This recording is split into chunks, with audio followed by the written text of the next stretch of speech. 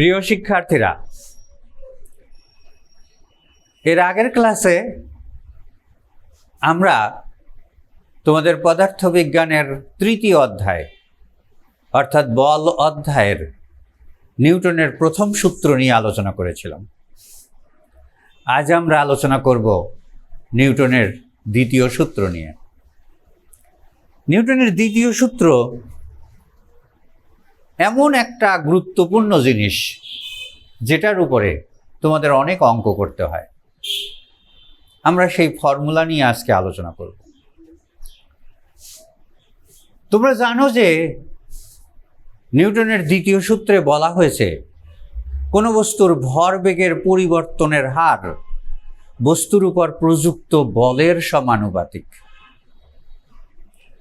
কোনো বস্তুর ভরবেগের পরিবর্তনের হার বস্তুর উপর প্রযুক্ত বলের সমানুপাতিক। বস্তুর ভরবেগ যেদিকে যাবে, ভরবেগের দিকেই বস্তুর সরণ ঘটবে, অর্থাৎ বলের দিকেই বস্তুর ভরবেগের পরিবর্তন হবে। তো আমি এই সূত্র সম্পর্কে তোমাদের বিস্তারিত বলছি। দেখো,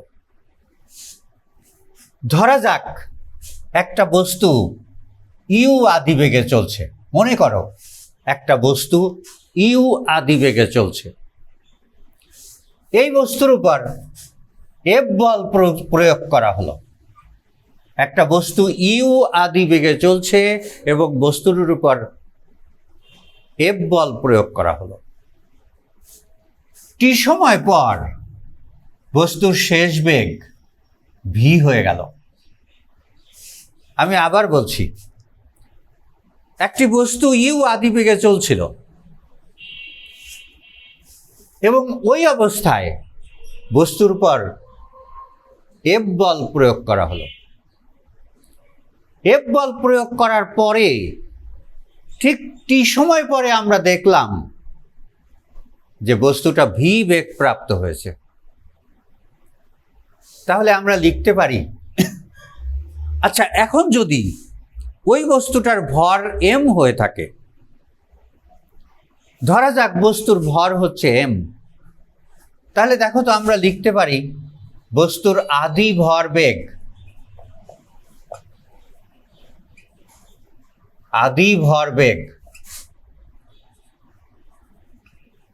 equal to M U.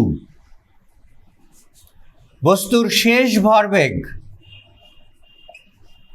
Equal to M V.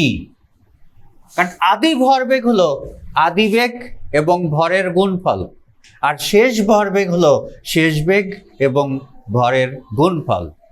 তাহলে টি সময়ে ভরবেগের পরিবর্তন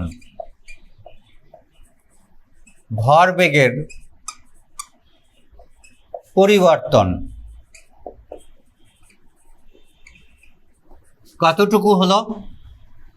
M V minus M U. T সময়ে ভরবেগের পরিবর্তন। তাহলে একক সময়ে ভরবেগের পরিবর্তন, একক সময় বলতে আমরা 1 সেকেন্ড সময়কে বুঝি। ভরবেগের পরিবর্তন M V minus M U divided by T. এখানে যদি আমরা এম কমন নেই, V minus U divided by T equal to M A. কারণ আমরা জানি ত্বরণ A equal to V minus U divided by T. তাহলে সুতরাং আমরা কি পেলাম? একক সময়ে ভরবেগের পরিবর্তন পেলাম এম এ। এই একক সময়ে পরিবর্তনকে ভরবেগের পরিবর্তনের হার বলা হয়। যেমন তুমি 1 সেকেন্ড সময় লেখাপড়া করলে, তোমার লেখাপড়ার হার। তুমি 1 সেকেন্ড সময় গল্প করছো, তোমার গল্প করার হার। 1 সেকেন্ড সময় তুমি দৌড়াচ্ছ, তোমার দৌড়ানোর হার। সুতরাং 1 সেকেন্ডে অর্থাৎ একক সময়ে ভরবেগের পরিবর্তনকে আমরা বলবো ভরবেগ পরিবর্তনের হার। ভরবেগ পরিবর্তনের হার।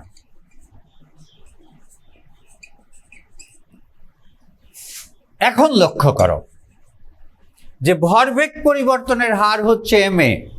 নিউটনের দ্বিতীয় সূত্রে বলা হয়েছে কোনো বস্তুর ভরবেগের পরিবর্তনের হার বস্তুর উপর প্রযুক্ত বলের সমানুপাতিক। তাহলে প্রযুক্ত বল যদি F হয় তাহলে আমরা লিখতে পারি যে ma সমানুপাতিক F, কারণ ভরবেগের পরিবর্তনের হার প্রযুক্ত বলের সমানুপাতিক। ma সমানুপাতিক F। সুতরাং আমরা যদি একটা সমানুপাতিক ধ্রুবক ব্যবহার করি ma = k × F, এটা হচ্ছে সমানুপাতিক ধ্রুবক। এখন যদি মনে করো বস্তুর ভর m = 1 কেজি, ত্বরণ a = 1 মিটার/সেকেন্ড², সেক্ষেত্রে বলের মানও 1 হবে।